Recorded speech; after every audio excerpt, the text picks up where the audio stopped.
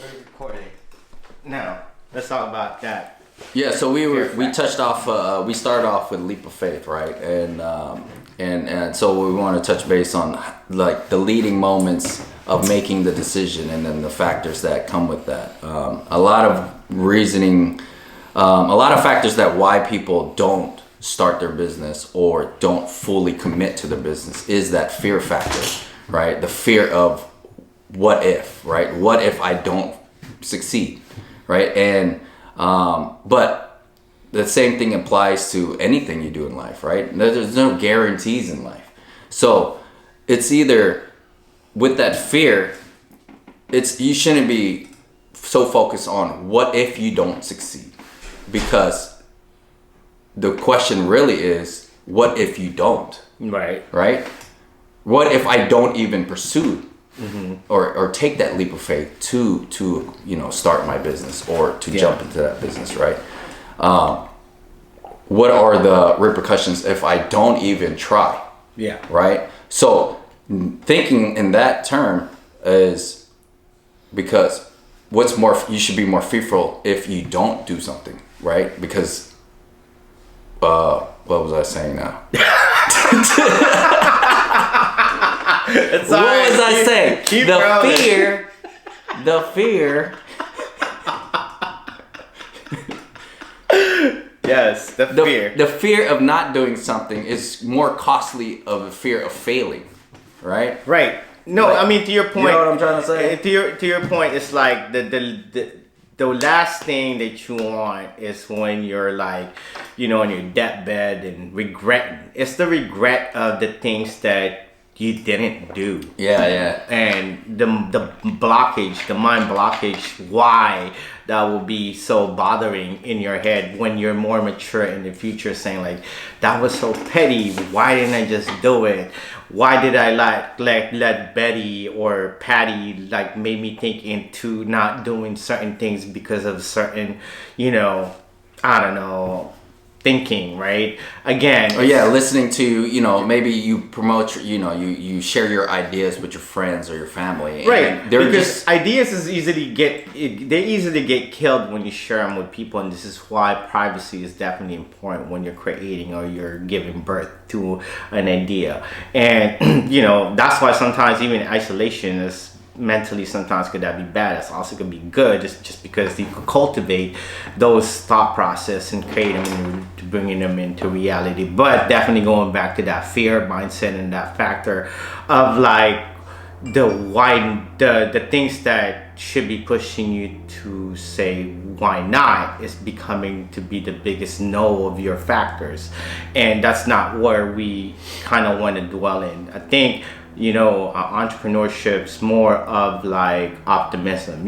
There is this slight thing about optimistic people. It's just it's a thin line between delusional and reality. But in reality, what's there for you, you can't really lose anything in just being hopeful, right? And I think in good spirits, I think that would be the best thing that we can do as human beings to actually manifest certain things that we could produce in our life. I think being hopeful, being grateful, I think the fear factor for me, the way I kind of deal with it is humility, being thankful what I got at the moment versus being fearful of the future.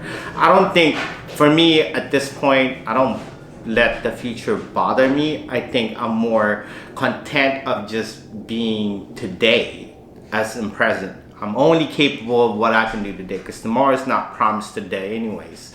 I might not make it tomorrow. Some people might not make it tomorrow, and that's the reality of it. But so even more. Well, yeah, I think given that you're talking on the physiology. I know, I'm getting hella deep. Yeah, you're getting that's a deep. Yes. Deep analogy. Advanced thought of that. But yeah, this is for this is for people trying to make that right. decision. No, but especially what's your setbacks? What's holding you back? Right. Especially it's more of the optimism of just trying to the way for me, fear is gonna come. That's inevitable, And definitely there's a lot of things that, and depending also on how your upbringing might be. How about if you're really raised by fear and that's just your normal trait? The thing is how that do you break away from that? Exactly. And again, if fear is a problem, right? You look at fear as a problem. Right. So the best way, I think this is the best pivot way of our topic right now, because we're gonna move into passion. So, you know, we have fear, but we also have passion, the things that we love to do. But what weighs more, right? And the thing is that you can't really be scared to step outside every day and say and think, I'm gonna get hit by a bus one of these days, right? It's not something that like you really want to feed your thought process. That might be in that certain degree, but in reality, in business, like, what if I quit my job and just start a business? That's different. Well, be mindful about your thoughts, because your thoughts are are a form of your manifestation. Right. Like whatever you constantly think about could manifest into reality. Turns into, Yes, and I definitely agree to that. But again, and the thing is that mind is a beautiful thing unless you make it a not a beautiful thing. But to my point, it's no. That was deep. No, but it is deep. No, but to my point though, it's really like your mental is really what your reality is going to be. Well, I think people struggle maybe with not making that decision. No, and again, maybe there's not the support there. Right. So let me come back to that point of the fear transitioning into your How do you find passion though? Right. So passion just doesn't just come out. No. So how I'm correlating this to is it's about like there's people in every human being's life. There's the fear factor, but there's also something that you love. And the thing is that we're all like now with the way our upbringing is with the media and everything else, we learn kind of like, for me at least, right? Like I see that okay, there's a disconnect there, but quite honestly, if we just kind of like focus on the passion versus like if you really like obviously if you ever had a thought of like creating a job or a business or being an entrepreneur, it's a creative thing, but there's some kind of passion to that. But there's also going to be those fears that's going to kick in that's just going to be like, no, don't do it, don't do that, and you're going to be torn in between that. And what I'm trying to get here to this point is about that your passion should weigh more than your fear. You know what I'm saying? Well, let me. Oh, there you go. You can speak on that. Let me touch on that. Let's touch on that. With passion, at least in what I believe, passion doesn't come without experience. Right. Experience breeds, births, or grows your passion. Right. Uh-huh. You can't just be passionate about something that you have no experience in because you're not sure how you're gonna feel something. Like you can't just feel a certain type of way about something and you never done anything about it, right? Like that passion grows with time, through the experience. But it's more about to pull yourself out of the fear of not doing something or what if doing something is why you're gonna do something. Understanding why you're gonna do something. Like how you're going to what will it bring you? What are not so much focus on like the results, but what am I trying to say? The why. Like you have to have a certain clear understanding of why you're gonna do something. Anything you do, right? So when it comes to business, why are you getting into this business? Why are you getting into this certain field? Why? What? Right? Yes. You don't want to. You want the recognition. You want maybe the money. You want the creative time. Maybe you want free time. For me, it was like money equals free time, right? The more money that I can create. So that's the passion that you're basically. The passion comes with. My passion was always, for me, was food, right? Like there you go. Like the skill set, like my talent, right? I have a talent that I feel when I do something and I create something from thought into reality. And you're passionate about it and you believe in it, and this is why you manifested it. Yeah, because you feel a certain type of way, right? I feel good about what I'm doing, right? And then what validates that is that when you have like other people recognize Appreciating, that and appreciate that. Yeah, Then yeah. it validates Flourishing. what you're doing, right? So yeah, within that sense of thought, just like, you know, passion comes within conviction, and it flourished throughout time, because when you have passion to something, it's not more about what it can give to you, but it's more what you can give to your passion. And that, my friend, is what people usually recognize and they appreciate. Yeah. And for what it may seem like at the back end of it, like definitely you'll get some incentive of it. Like definitely some time off, some time, like what no 9 to 5 can give you, the ability of other aspect in life, but definitely the fruitful, the way it gives back when you give out your passion. It's like 20x. Imagine, like, if you know numbers, 20x is very substantial, but that's what it does. And again, it's that coming back to just the upbringing, the mindset, and just to the whole leap of faith, and now going back to passion.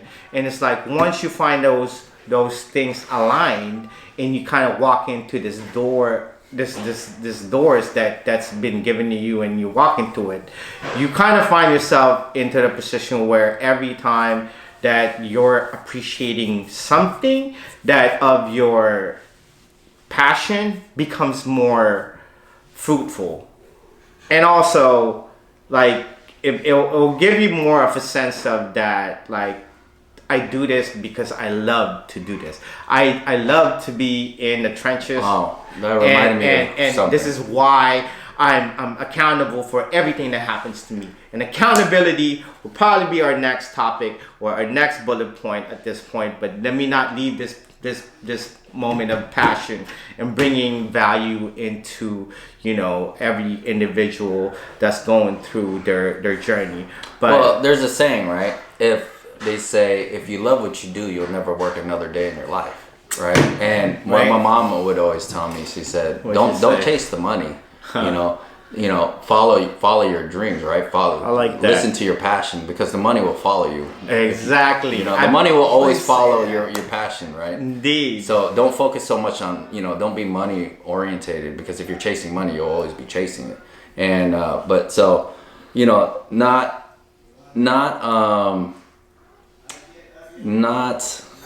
don't get so caught up on what you will get in return, like you were saying, Yeah. like what do I deserve, like, I mean, there's a mentality shift that you need to make if Yeah. you're coming from like the 9 to 5 world,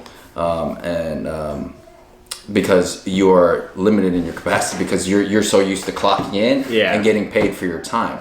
Knowing this as an entrepreneur that and a business owner, that there's days where you may not get paid. There's days where you might lose money, Yeah. right? And there's days Oh, where yeah. you will make money. Oh, yeah. 10x money, They right? all come. Right? They'll But you all don't come. focus so much on On that. that, right? On the result. You focus on what you're doing and Day by day whatever getting- product or service you're providing out in Right. the world. The right? value. The value, The exactly. value. The value of yourself. It's more of the value that you provide. At the end of the day, it doesn't become the more money aspect. It becomes like, what is Nomer Francisco worth to the people that I interact on a day-to-day basis? What is Chris Wong's worth on a day-to-day basis that when he's served? But you make those his decisions restaurant, right? Through experience, right, right? and Through that's- credibility and that's the point I'm trying to make out here. As us doing a service to the people, it only comes down to how well is our day going. Like, our day kind of like, are we having a bad day and gonna take it out on our customers? No, right? It's gonna be like, hey, even though I'm having a shitty ass day, gotta find my baby mamas and I'm having it today. Hi, how you doing? Right? And the thing is that be able to provide that. It's